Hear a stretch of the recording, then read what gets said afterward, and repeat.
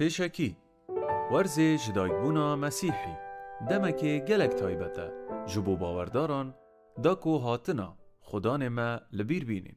اف پرتوکا ده دستین تدا هاتیه نویسین داکو هاریکاریا تبکت تیگهشتنا دل خو درباره مسیحی کیرتر لی بکی و حجی کرنا خو بووی ده اوی ورزی دا زیده بکی. هر بابته که ده اوی پرتوکه دا جلای نویسره که جیاواز و هاتیه نویسین. پرانیا بشن اوی پرتوکه جلای باوردارن کرد لدورو کنیسه جیاواز و هاتیه نویسین.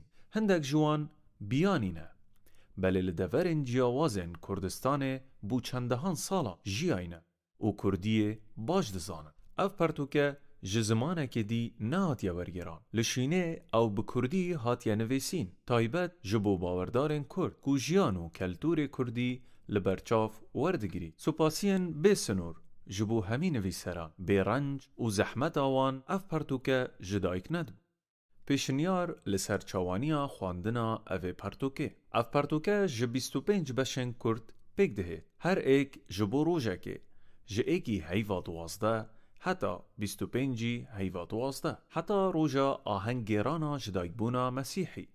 اف پرتوکه حساهاتی آماده کرن که هر روش بشکی بخوینی. هر بشک ج اوان آلاوان پیک دهید.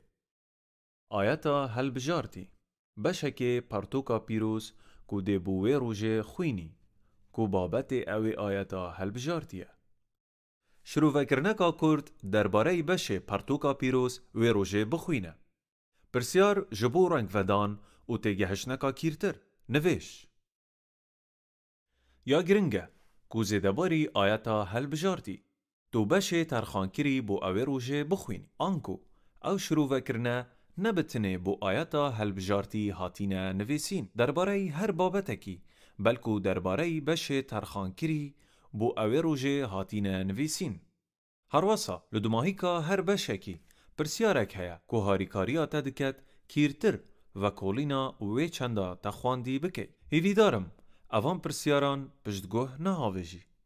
چند خولکان بو اوان ترخان بکه و کولینا اوان پرسیاران بکه. لدوماهی که پشتی پیداچونه درباره اوان پرسیاران دمی بو نویجه ترخان بکه. جبو اوه چنده جی نویجه کا کرد لدوماهی کا هر بشکی هیا داکو هاریکاریاتا ده نویجه دا بکه.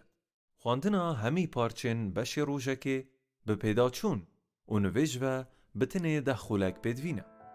هیوی دارم اف پرتوکه تک هرمدار بکت و ببیته اگره جبو مازن کرنا ناو مسیحی.